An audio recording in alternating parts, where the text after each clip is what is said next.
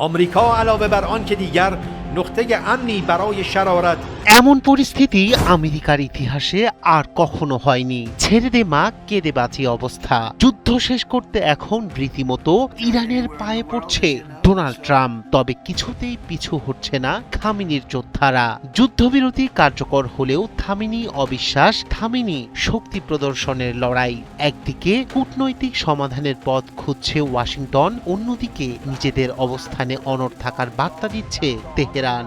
Hormuz প্রণালী থেকে বৈশ্বিক জ্বালানি বাজার, সর্বত্রই বাড়ছে অনিশ্চয়তা। প্রশ্ন একটাই, এই নাজুক শান্তি কি টিকবে, নাকি মধ্যপ্রাচ্য আবারও এগিয়ে যাচ্ছে নতুন কোনো ভয়াবহ সংঘাতের দিকে? যুদ্ধবিরতি কার্যকর হয়েছে মাত্র 2 মাস আগে, কিন্তু পারস্য উপসাগরীয় অঞ্চলে এখনো কাটেনি যুদ্ধের আশঙ্কা। একদিকে যুক্তরাষ্ট্রের প্রেসিডেন্ট ডোনাল্ড ট্রাম্প সংঘাতের ইতি টানতে কূটনৈতিক পথ খুঁজছেন, অন্যদিকে ইরান নিজেদের অবস্থানে অনড় থেকে স্পষ্ট বার্তা দিচ্ছে চাপের মুখে পিছু হটবে না তারা। ইরানের ওপর চাপ বজায় রাখতে বিমান ও নৌবাহিনীকে কৌশলগত অবস্থানে রেখেছে মার্কিন প্রশাসন। একই সময়ে সামরিক বাহিনীকে সর্বোচ্চ সতর্ক অবস্থায় রেখেছে ইরান। ফলে যুদ্ধবিরতি কার্যকর থাকলেও অঞ্চল জুড়ে অস্বস্তি ও অনিশ্চয়তা অব্যাহত রয়েছে।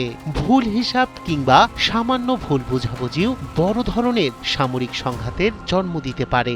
যুক্তরাষ্ট্র সামরিক শক্তির প্রদর্শনের মাধ্যমে তেহরানকে ছাড় দিতে বাধ্য করতে চাইলেও ইরান পাল্টা জানিয়ে দিয়েছে প্রয়োজন হলে মধ্যপ্রাচ্যে অবস্থিত মার্কিন ঘাঁটি এবং গুরুত্বপূর্ণ জ্বালানি অবকাঠামোকে লক্ষ্যবস্তু করতে প্রস্তুত তারা। এদিকে দীর্ঘমেয়াদী সমঝোতার অংশ হিসেবে উভয় পক্ষ যুদ্ধবিরতি ধরে রাখা এবং আলোচনার কাঠামো নির্ধারণে একটি সমঝোতা স্মারক স্বাক্ষরের বিষয়টি বিবেচনা করছে। তবে রাজনৈতিক অবিশ্বাস এবং পারস্পরিক সন্দেহের কারণে সেই পথও সহজ নয়। সংঘাতের আরেকটি বড় প্রভাব পড়েছে জ্বালানি বাজারে। গত ফেব্রুয়ারিতে মার্কিন ও ইসরায়েলি হামলার পর ইরান হরমুজ প্রণালীতে কড়াকড়ি আরোপ করে। বর্তমানে সীমিত আকারে জাহাজ চলাচল করলেও প্রণালী পুরোপুরি স্বাভাবিক হয়নি। তেহরান জানিয়েছে অর্থনৈতিক নিষেধাজ্ঞা প্রত্যাহার কিংবা অবরুদ্ধ অর্থ ফেরত দেওয়ার মতো শর্ত পূরণ না হলে পরিস্থিতি স্বাভাবিক করা কঠিন।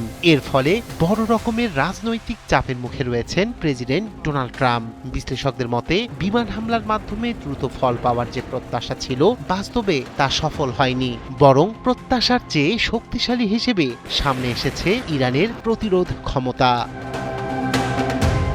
সব মিলিয়ে যুদ্ধবিরতি এখনো বহাল থাকলেও পরিস্থিতি শান্ত নয়। কূটনৈতিক আলোচনা টিকে আছে, কিন্তু থেমে নেই সামরিক প্রস্তুতি। ফলে একটি ভুল সিদ্ধান্ত কিংবা কৌশলগত ভুল হিসাব মুহূর্তেই নতুন সংঘাতের দিকে ঠেলে দিতে পারে পুরো অঞ্চলকে।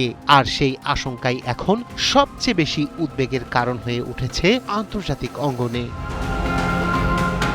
রায়হান কবির শুভ্র, ৭১।